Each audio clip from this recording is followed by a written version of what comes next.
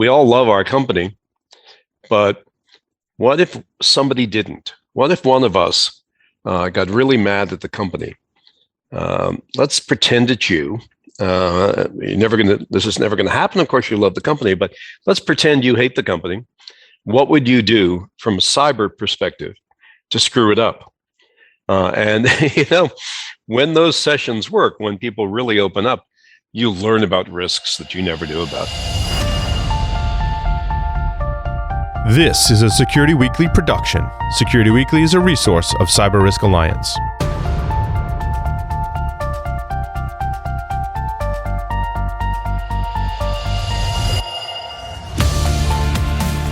The Cybersecurity Collaborative, in conjunction with Cyber Reason, is proud to present CISO Stories. Each week, CISO Stories takes a deep dive on security leadership. The Cybersecurity Collaborative is a unique membership community enabling cybersecurity leaders to work together in a trusted environment. To learn more, visit securityweekly.com/CSC. I am your host, Todd Fitzgerald, and this week we welcome Richard A. Clarke, CEO, Good Harbor Security Risk Management, and former White House cybersecurity czar. Well, Todd, I was drafted. I was working in the White House for Bill Clinton, and we formed a commission to look into the vulnerability of critical infrastructure. We thought that was going to be about terrorist threats to blow up things in the U.S., and that was in the wake of the Oklahoma City disaster. And when the commission came back, they said the major risk going forward is going to be cyber attacks on infrastructure. And Clinton said, well, I guess you're going to be in charge of that. And I said, well, I have a lot of other things I'm in charge of already. Thank you. But I couldn't get out of it. So I then said to him, okay, if I'm going to be in charge of it, I have to learn about it. I need some time to do that. And he said, well, if you pick up the phone and you call the CEO of a company and you say you're calling from the White House, they tend to respond. So I did that. And over the course of a year and a half, I visited every major company in the IT business. Started out by meeting the CEO, whether it was Bill Gates or John Chambers or whoever, and then worked my way down to the people who really knew what they were doing on the subject of security. And I learned a lot, but I also learned that no one had a holistic view of the problem. And that's when we set out to write a national strategy. And it's always a learning process. It's been 20 plus years, 25 years, and I'm still learning. Do you think we're getting better in this past 20 years? Oh, yeah. Yes, definitely. For those who weren't around in the business 25 years ago or even 20 years ago, things that we now assume as base case normal for large companies, medium-sized companies, government agencies, none of that existed. We've had an enormous growth in the number of chief information security officers. One of the things I'm proudest of is we have had an enormous growth in the number of undergraduate degrees and master's degrees, and now community college associate degrees in cybersecurity from a large number of institutions throughout the country. That certainly wasn't the case before. Mm-hmm. We're still being hit all the time, of course. It's the offense gets better probably more rapidly than the defense. But the defense is caught up. And as Rob Kanaki and I wrote in the book, The Fifth Domain, major companies now have gone for long periods of time without having successful hacks or significant hacks. But it costs a lot of money and it takes a lot of expertise. So it seems like we have in the news today a lot of ransomware attacks. That you get this impression that everybody's getting hit all the time today. Well, there are a huge number of ransomware attacks, a much larger number of attempts, and it has been going up every year. So have the insurance rates to cover it. And so have the actual demands, the dollar value of the demands of the people doing the ransoming. It is a real problem. It's a difficult problem. There are solutions, but I think most companies struggle to figure out what to do. In my consulting practice, I have been deluged by very large enterprises asking for advice about ransomware preparedness. And so you mentioned that you wrote a great piece called Getting the Board on Board for the CISO Compass, Navigating Cybersecurity Leadership with Insights from Pioneers, which you clearly have been a pioneer in this space. And you first talk about how the board must determine the risk appetite for the company, and there should be some sort of a cyber threat briefing. Where do you see the major cyber threats coming from today? Well, it depends on the company. And this is the thing I try to stress with boards. Very few companies are alike to any other company. They all are unique in what they do. They all have unique risk appetites. And so for some people, the risk is criminals stealing PII. For some companies, the risk is stealing R&D and IP. For some companies, it's loss of uptime because they have to service their customers all the time. Maybe their customers aren't sticky. So if they drop for a day, let alone a week, that could be a real problem. So it depends on the company's risk appetite, which derives from what the company does. And so who is in the best position to determine what that risk appetite is? Ultimately, I think it has to be the CEO in consultation with the board. I think the job of the CISO is to create the risk register, exhaustive risk register, and try to not just list the risks, but also in the second column, list the consequence that would result from that risk if it ever happened. And then take that to the CEO and the CFO and sit down and come up with a 3-year roadmap of how we're going to eliminate those risks, or at least minimize them or mitigate them, and plot that out. How much money is it going to cost? Which ones are we going to do in year 1? Which year are we going to do in year 2? Frequently, no matter how much money you spend, you're going to have to do it over 2 or 3 years just because of capacity. But then when you've got that plan, bring it to the board, because ultimately the board's the fiduciary, and they need to know and they need to sign off, even if they're frankly usually uninformed. I find that's one of the most difficult things that CISOs have to do is figuring out, what are the consequences of this event happening. It seems like a lot of CISOs understand the technical underpinnings as to what can go wrong, but articulating that into the business risk seems to be more difficult. Do you agree with that? Oh yeah, they can't do it alone. I think the CISO needs to go around to the business unit operators and say, "Gee, Mary, if the whole system were down for a day, what would the effect be on you and on the company?" And just do that, for every unit. And also, in the process of that, ask the unit operators what would really be a problem for them. Maybe you don't have it on the list. One of the things I love to do in the company is get a cross section of managers together and say, we all love our company, but what if somebody didn't? What if one of us got really mad at the company? Let's pretend it's you. This is never going to happen. Of course, you love the company, but let's pretend you hate the company.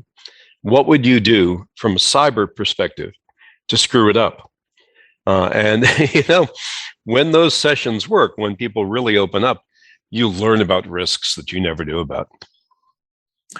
I really like that. That's a really ingenious way of looking at that, because we tend to wonder who would want our information. And I think before all the ransomware attacks, that was always the question: why would they want the information that we have? And it really comes down to the fact that you want your information and you don't want it disclosed, and you need it to operate, not that they necessarily need it. Yeah, no, exactly. I always got that question before the ransomware pandemic, which is, why would anybody target me? Well, if you look at the supply chain attacks, nobody's targeting anybody. It's an indiscriminate attack. If you are taking software updates from a company that gets hacked in the supply chain, and the software update brings malware into your network is going to get hit. And this is what happened in SolarWinds. It's what happened with NotPetya. No one was targeting Maersk shipping, but Maersk got hit, and it got very badly hit. So did a pharmaceutical company, a food company. Not because the Russians are out to get them. These attacks were collateral damage from Russian intelligence attacks elsewhere. So what does an organization do with the supply chain and all the number of vendors that they're connected to protect themselves? Boy, that's the biggest problem. And it makes me really rethink what I said in the book, The Fifth Domain, about how companies can companies can successfully secure themselves. It's very difficult to take your supply chain of software and make sure that there's no malware in the updates.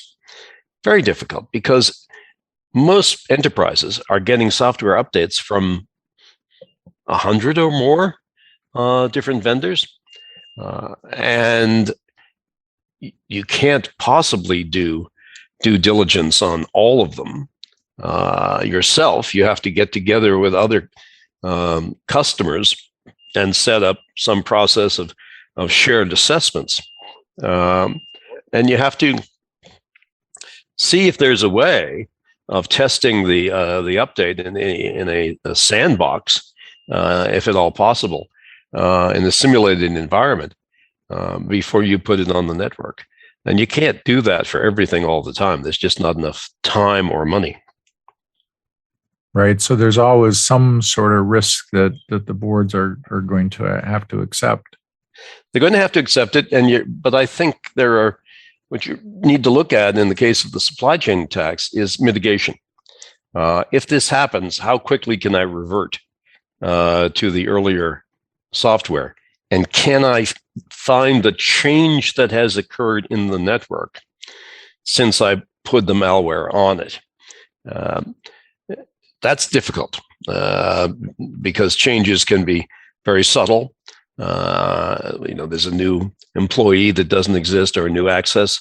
Very, very difficult. What we need is software designed to do this problem, to say, here are all the changes on your network, and use AI to figure out which ones look unusual.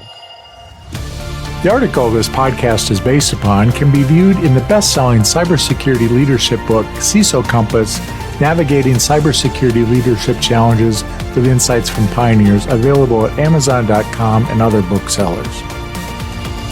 You talk about metrics, that the board should be given metrics, and so that we can track the progress towards the maturity of where we're trying to get to. What sort of metrics have you found to be really useful with the board? At the simplest level, security scorecard or BitSight, these sort of credit rating, if you will, they're cybersecurity rating companies, give you what looks like a FICO score. And everybody gets that. Everybody understands. And I remember bringing this to the attention of one board that I serve on. And the CEO said, well, why are we down, in the 600s? I want to be up in the 800s. I want to be number one in our category. I said, okay, that's going to cost you a lot of money. And he said, I don't care, because I need to be able to assure everybody in this business that I am secure. People are constantly coming and asking, can I do business with you? Are you secure? And if I can show them that high score, that'll shut them up. So we got a very high score, but it cost a lot of money and took a couple of years. And you talk about speaking of spending, the 5 to 10% of the overall IT budget should be spending as on a benchmark. How do you see organizations, and are they different by industry in terms of their spending on cybersecurity? Yeah, they are very much. So I recognize that saying what is your percentage of the IT budget that is dedicated to cybersecurity is a very crude metric, because there's no definition of what's cybersecurity. Is IAM in or out? And I know you can you can be spending a lot of money and still get attacked if you don't spend it wisely. But over thousands of companies, this metric works. If you see a company that's really had a bad attack and couldn't deal with it, and you then go back and look at what their spending has been, it's been in the 3% area for the most part. You don't see a lot of companies that are spending 10% or more getting really badly hurt in an attack. It correlates. I know it's rough. I know it's crude, but it correlates. We've seen high percentages in financial services. It's not unusual for one of the major banks to be spending more than 10% of its IT budget on security. In healthcare, we've seen very low numbers. In SLED, state, local, and higher education, state government, local government, higher education, we see very low numbers. And if you then do the same comparison of industries with ransomware, successful ransomware attacks, or successful attacks in general, the same correlation occurs. The sectors that spend the most on security have the least damage occurring to them. The sectors that are spending the least amount of money have the most damage occurring to them. It's straightforward. It's sort of a pay me now or pay me later, isn't it? It totally is. And I understand that's difficult for some organizations because it's all about current spending. And they hope in some cases to pawn it off on their cyber insurance companies. They'd rather spend on cyber insurance than they would fixing the problem. Well, that's not going to work anymore because one of the casualties of the ransomware pandemic has been the cyber insurance industry. The cyber insurance carriers used to make a lot of money. It was a highly profitable line of business for them. Now, in the last year or two, they've been losing money on cybersecurity. So you know what happens when an insurance company loses money? They stop covering you, and the rates go up. So today, you can't get the kind of broad coverage, high dollar value coverage that you could have gotten 2 years ago. And you will pay probably twice as much as you would have paid 2 years ago to get half the coverage. Are you seeing them tighten what they're requiring organizations to do to qualify for the payment? Such as having exclusions in there that if all your laptops aren't encrypted, that then the policy isn't going to pay out, or are they still honoring the coverage in the event of a breach? They're taking it much more seriously. Some of the carriers used to list things that they wanted you to do, but they never tried to find out if you were doing them. It was the self-attestation mode. If you said you were doing it, well, that was fine with them until you filed a claim, and then they might go back and try to figure out if you actually had done it. But now they're saying, give me proof that you have an MDR, XDR. Give me proof that you have a multi-factor authentication for various things. And that proof has to be presented before some of the underwriters will write policy now. I think that's all to the good. I wish they'd been doing it all along. You also talk about that boards should have a cybersecurity committee. Who needs to be on that committee? Well, it's some companies put it in the audit committee, and I'm on an audit committee where it's within the responsibility of the audit committee. The problem is the audit committee's got so much other work to do in a major company that it doesn't really ever spend enough time on cyber unless you are, kind of noisy and demand it the way I do. I think you probably want to put it in a technology committee of the board or a risk committee of the board. And the people who are on it should have some basic understanding of the technology.